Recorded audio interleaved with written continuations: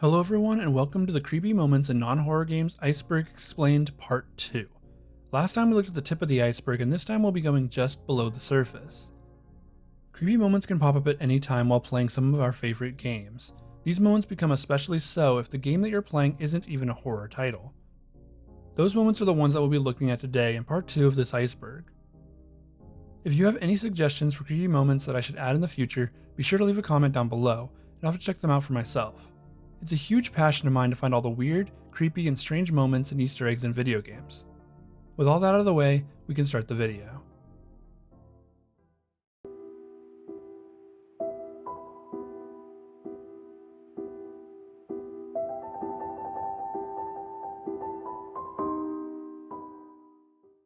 Luigi's first real solo outing would come in the form of a game called Luigi's Mansion, a child-friendly horror game where Luigi catches ghosts using a vacuum cleaner. This was obviously a parody of Ghostbusters. The setting of the game is the inside of the mansion and it's a perfect blend of creepy and kid-friendly. Long dark hallways, creepy music, and ghostly happenings. The cramped rooms help the total creepiness of the game.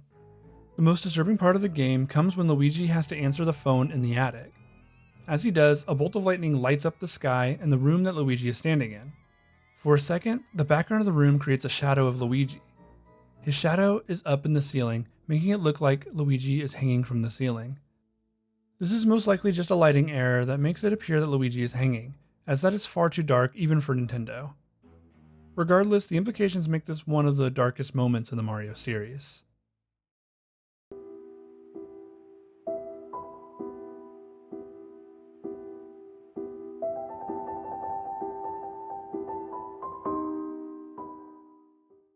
LSD Dream Emulator is a strange game. Well, actually, it's not really a game at all. It's an interactive, surreal art piece. It was released for the PlayStation in 1998 in a very limited release in Japan. The game was created by Osamu Sato, who didn't even like video games but saw the potential for art on the platform. He created the game with the idea of using different members of his team's dreams for inspiration. The game is so surreal and creepy. You'll walk around very bleak environments and run into very odd things. Like in this part of the game, you run into multiple women in pink dresses. They don't do much but stand there, until you come back here later, and as you approach one of the women, her head falls off, and she starts walking towards you. The screen goes to black after that, and now you are in a nightmarish world. For starters, there's this freakish face on the wall, which you can run into later, but this time he has a body. These nightmare areas are plentiful in the game. They really show how creepy this game can be. Oh, and who could forget this woman, hanging from a street lamp? Overall, this game has some very dark and surreal environments that you just can't find in any other game. The name of the game should probably be changed to Nightmare Emulator though.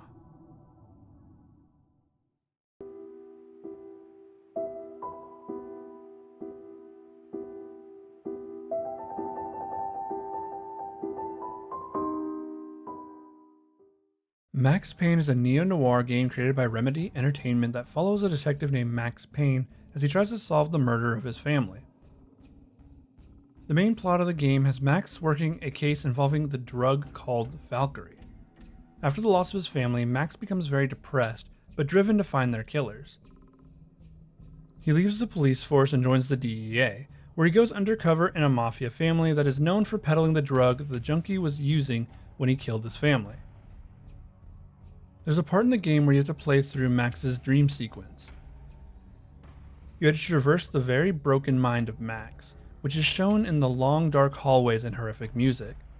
Eventually you'll have to follow this very thin blood trail around a black room. As you move along, you'll hear the sounds of Max's dead wife begging for her life, as well as crying from his son. Then you'll end up in another hallway, this one looking a little like the walls of a nursery. At the end of the halls, you'll see a knocked over crib, with Max's dead son inside of it. This is probably the darkest thing I've ever seen in a video game, brought to us by a neo-noir game called Max Payne.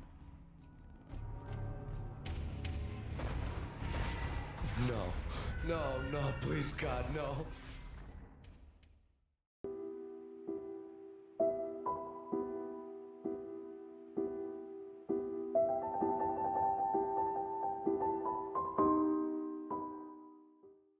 A Hat in Time is a 3D platformer that honestly deserves to be considered one of the best on the market. It's colorful, fun, has great movement abilities, and a great soundtrack. It's honestly a great game. If you haven't played it yet, you really should. The game has cute and fun level design, that is, until you reach Act 4. The level is known as Queen Vanessa's Manor, and this game goes from cute 3D platformer to stressful horror game very quickly. The level has this creepy looking manor that Hat Kid must enter. You have to enter the building through the basement, which looks like a dungeon. The manor itself has claw marks all over its walls, and the music has gone entirely eerie. The level feels like being in the gothic manor of a monster.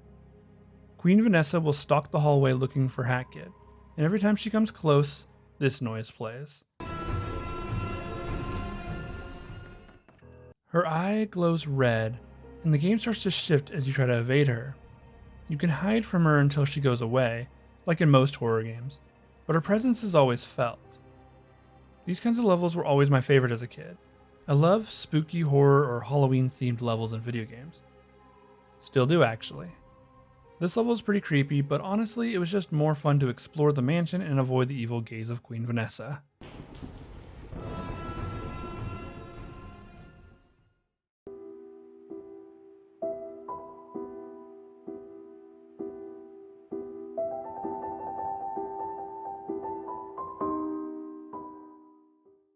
Oddworld Abe's Oddysee is a puzzle platformer that was released on PlayStation in 1997. Oddworld is an interesting game, but the best word to describe it would be bleak. It takes place in a colorless world where Abe is part of a species of creatures that are slaves to another species. In the game, Abe has his mouth sewn shut, which is pretty unsettling already. For a split second in the opening cutscene, you can see another of Abe's species with its eyes sewn shut instead. The idea of having your eyes sewn shut is terrifying to me, like being trapped inside your own body. This scene, which wasn't necessarily unexpected, still scared a lot of players, especially the younger gamers who would have played this when they were kids.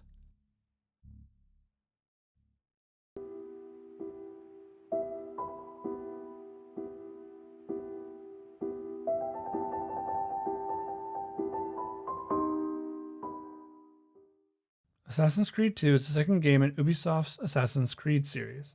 The title took players all across Italy, where they were able to explore the architect of the era and were told a story that would bring the game fully into the mainstream. The game also had a weird Easter egg, one that has players pretty baffled to this day. When the players traversing an underground cave in the game, if they were to stop Ezio and look into this body of water, you'd see an ancient sea-dwelling monster. After a little while of staring into the dark, murky water, you'll see a giant squid-like creature swim by, with its form barely visible under the surface. This scene was unexpected and might be a little frightening to players who didn't expect to see this creature under their feet. The sea creature was thought to be a giant squid, but with the size of its head, it seems more like an octopus. It could be the Kraken, as the features match up with some depictions of the creature. Or it could be an ancient being, like something out of an H.P. Lovecraft story. No one really knows for sure, but it's still a pretty scary Easter egg to run into.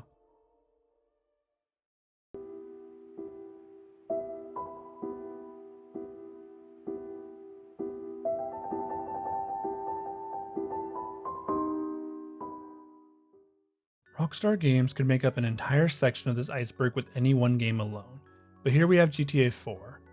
GTA 4 stars Niko Bellic, a man trying to make his way in Liberty City, essentially New York City. Just like the city that it's based on, Liberty City also has a Statue of Liberty, though they called it the Statue of Happiness. It is essentially an exact replica of New York's Statue of Liberty though. Now, GTA 4 has a lot of creepy Easter eggs all over the city, but the most interesting one can be found inside of the Statue of Happiness. If you were to go to Happiness Island, you'd find a sign that said "No hidden content this way." Nice try, Rockstar. Walking through the door, you'll see a ladder. Climb this ladder and then make your way up inside of the statue. A giant pulsating heart that is chained to the statue would be awaiting you. You can hear the rapid beating of the heart. If you shoot it, blood and chunks will come out, but nothing other than that will happen. Why is this here? Well, no one really knows. But the Statue of Happiness is the heart of the city. Literally.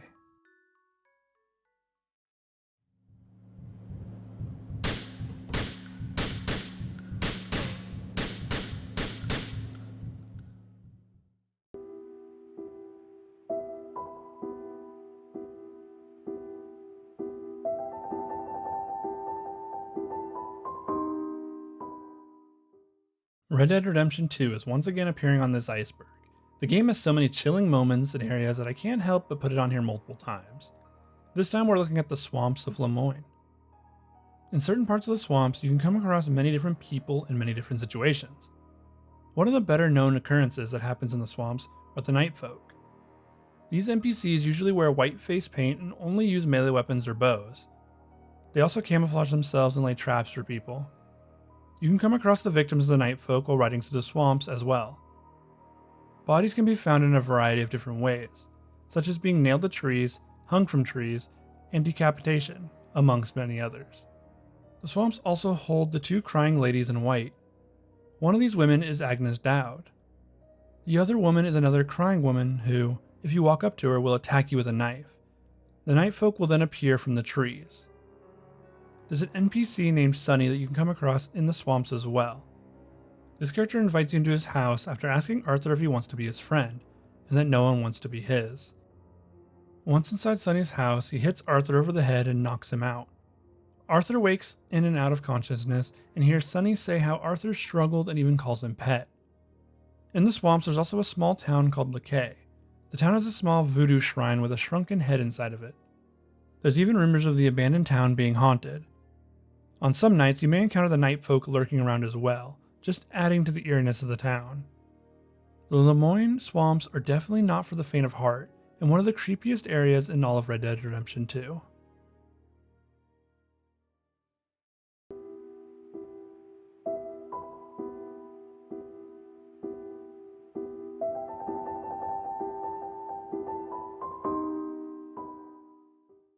Gears of War is a very dark game franchise with many allusions to real-world wars fought over the years. Behind the gruff exterior of the never skip the gym characters is a bunch of broken individuals. The game references a lot of grim atrocities, including war crimes. The games do have their own fair share of disturbing moments, but one that I would consider creepy takes place in Gears of War 2. In the third act of the main campaign, Marcus and Dom are tasked with exploring an abandoned COG outpost. Their goal is to gather intel on the Locust Stronghold and the Locust Queen. As soon as Delta Squad pulls up, the first thing they see is an abandoned and very dim looking building. Rain is pouring down on our heroes and the music is very intense. This area was definitely supposed to have an eerie and horror themed vibe. Once Marcus and Dom are able to enter the building, which they think looks like a warehouse, they are greeted by a man named Niles, who runs security. He tells them that they need a clearance to enter the building. Deciding that would take too long, they just blow up the front door, to which Niles responds with, "Access granted." The duo then realizes that the building is a secret government lab, one that was testing on people and turning them into these creatures called sires. The sires are kept inside of glass tubes that look like they're straight out of an alien movie. The sires are tall, humanoid, and very aggressive. The corridors are very tight and the sounds of glass breaking leads to some really intense moments as Marcus and Dom must fight their way through the lab. The pair can find a flamethrower that can help them fight the sires more easily. The level is definitely one of the more creepy areas in Gears of War 2. Also, the Geneva Convention considers the flamethrower to be an inhumane weapon, another allusion to the use of war crimes in the Gears franchise.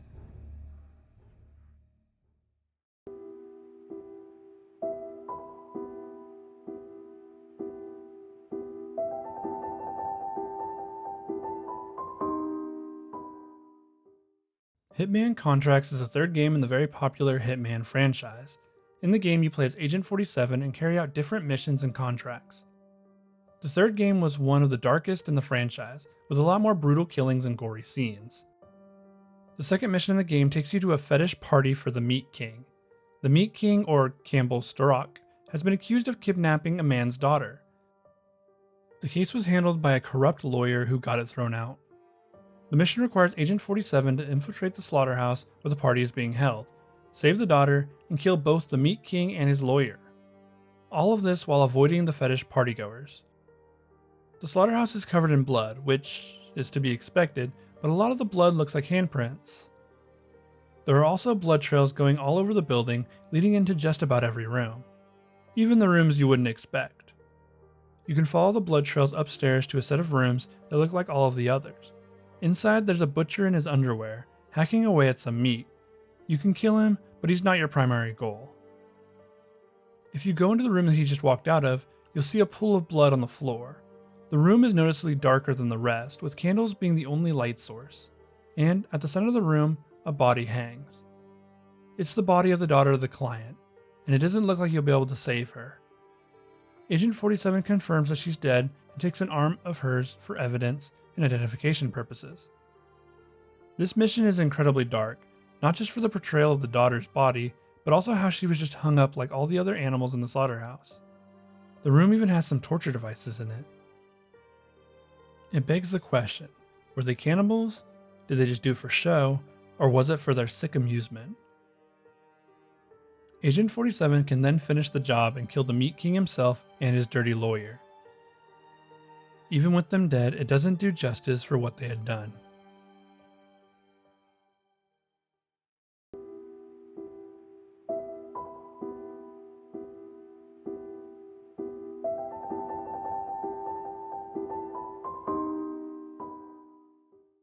Halo is a game I'll never get tired of talking about. Halo is a first-person shooter originally developed by Bungie for the Xbox console. The first Halo, Halo Combat Evolved, released on November 15, 2001 for the original Xbox. The game was a launch title and would be the primary reason the Xbox didn't fail as a console. In Halo Combat Evolved, you play as Master Chief getting awoken from your cryosleep during a Covenant attack. Master Chief must make his way through the ship into an escape pod. The escape pod then lands on this giant Halo-like structure and the game truly begins. In Mission 6, 343 Guilty Spark, you'll encounter the main enemy of the Halo series, the Flood. First, you'll have to watch the helmet cam footage of one of the dead Marines in the building. In the footage, you'll see these small creatures attacking and killing the Marines. These creatures are known as the Flood, and they're like a parasitic entity that consumes all organic life in the galaxy. The Flood then turns them into mutated zombies that become cannibalistic and aggressive. The Flood has tiny tendrils that make them look creepy and disgusting. They essentially bury themselves into humans and destroy their internal organs and turn them into more Flood, which makes the Flood a more than formidable enemy for the entire galaxy.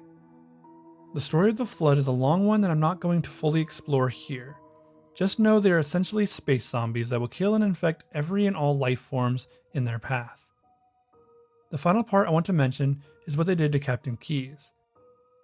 Captain Keyes is the ship's leader and the boss of Master Chief. Once you find him again, he has been infected by the Flood and now turned into a hive mind. Essentially, a hive mind is like a central hub that allows the Flood to communicate and also steals the memories of their host. The darkest part of this process is the fact that the host is kept alive while they devour their organs and seep into his brain. This is the final outcome. A giant grotesque monster, one that used to be human.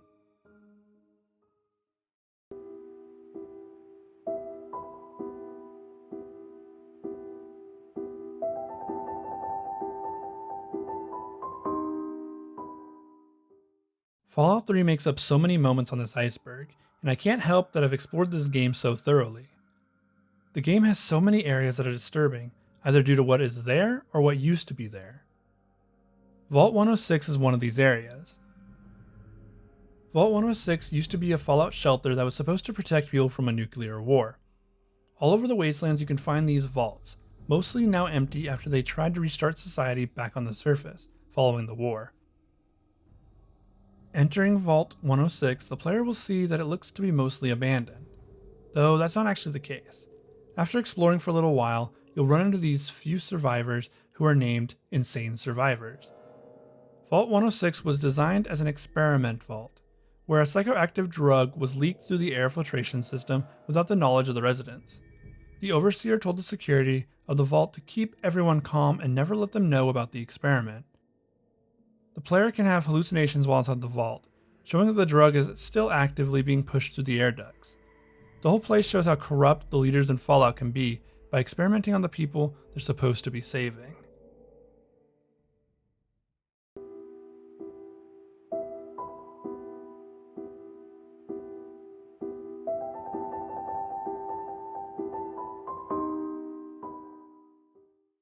Detroit Become Human is one of those choice-based games where there's less gameplay than story. The game is essentially an interactive movie with button prompts and QuickTime events serving as the gameplay. Detroit Become Human is mainly a futuristic drama that touches on some very interesting subjects. The game has a few high-octane moments that remind me of a thriller movie. There's one section of the game that is straight out of a horror, though. In the world of Detroit Become Human, androids exist and are at such a level of sophistication that they're essentially human. They look like people, they feel like people, but they were built to serve humanity. And as such, humanity can also deem to throw them away, which is what happens to many of the androids. They end up in these giant android graveyards, filled with other trash and mechanical equipment. Marcus ends up here, and the player must guide him through the process of piecing himself back together, literally pulling parts out of the trash heap and taking them off of other androids to rebuild himself. All the while, the dump is being rained on with the lack of true audio due to his sound chip being damaged. The remains of the other androids are all clamoring about trying to save themselves. Altogether, that makes this a truly nightmarish scene. Especially when Marcus has to travel through this narrow gap while being grabbed by the arms of the not quite dead androids around him. Detroit Become Human has a very direct message to tell, but this scene really drives home the fear and tragedy of the overall situation.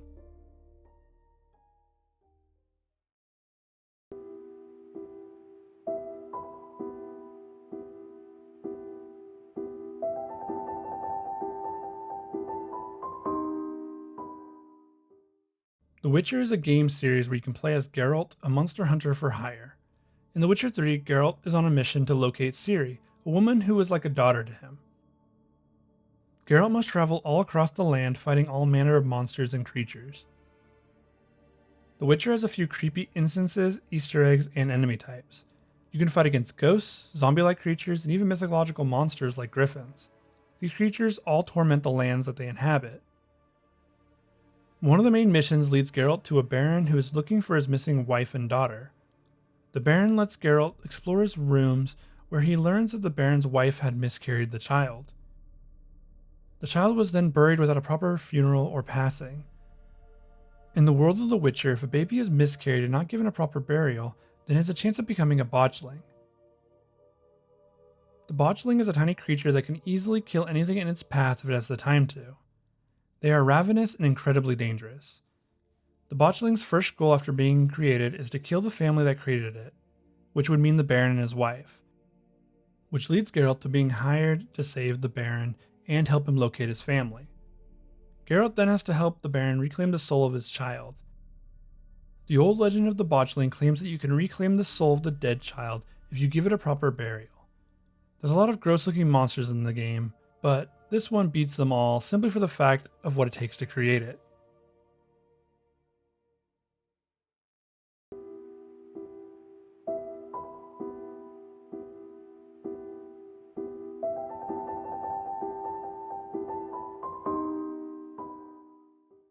Super Paper Mario is the third game in the Paper Mario series, a series of Mario RPGs that has the world of the Mushroom Kingdom turned into paper.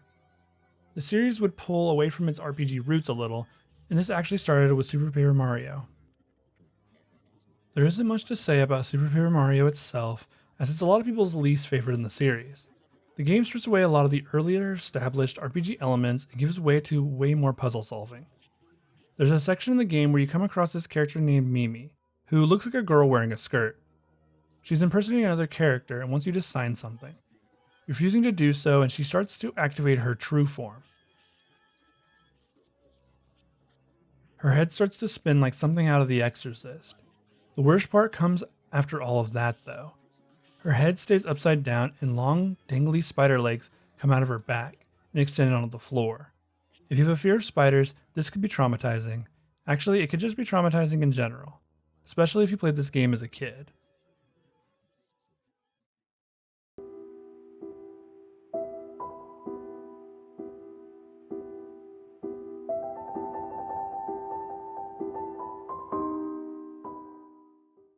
Fallout 3 is a game that finds itself on this list once again. There's so many different areas in the game that can be nightmare-inducing, and so many that are definitely meant to scare or even disturb the player. One of these locations is Oasis. Three Dog, the radio announcer, will talk about how there's a place where trees still grow and aren't dying from radiation. If you head to a certain part of the map, an NPC will show up and say that you are being summoned. If you go to where you're being summoned, you'll end up in Oasis. Like I mentioned before, it is the only place in the capital wastelands with living trees. Those trees are plentiful, green, and surround the town on all ends. The people there seem to worship the trees, and one tree in particular. You'll have to drink some water that they've prepared for you before you can meet their god. Doing so, you'll fall unconscious. When you wake up, you'll see that a tree that's a little different from all the others. This tree has a face on it. A living, breathing person is completely covered by this tree. His name is Harold, and he was once a human before the tree grew around him. The tree that he calls Bob. Harold was once a human that got turned into a ghoul through overexposure of radiation.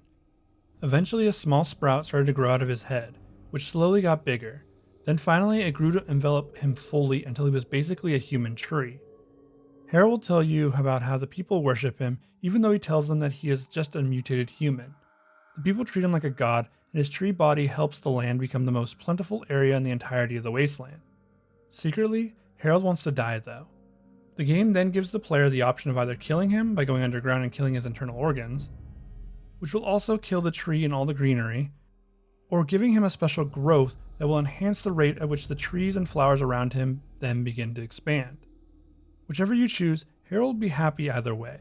Looking at how a tiny sprout slowly grew within this man's body though, is enough body horror for me.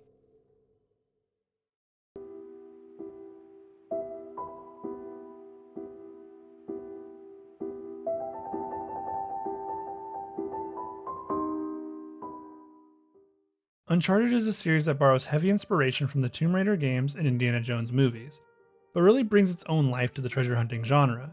The series took place over 4 mainline games, all starring Nathan Drake, a seasoned treasure hunter who has been doing this for a large chunk of his life. The first game has Drake searching for the treasure of El Dorado, which takes him to Panama and the Amazon. Eventually he does find the treasure chamber and the dead body of Sir Francis Drake, a Spanish explorer who first discovered the treasure. Soon after this discovery, a rival treasure hunter shows up running from a gray humanoid creature. This creature is known as a Descendant, and they will kill and eat any humans that they encounter. The Descendants were actually members of Sir Francis Drake's original crew. They were cursed by the gold sarcophagus that held the treasure of El Dorado. These freakish creatures then mutated from generation to generation until they were hardly human. The Descendants are the creepiest part of Uncharted and definitely deserve their spot on this iceberg.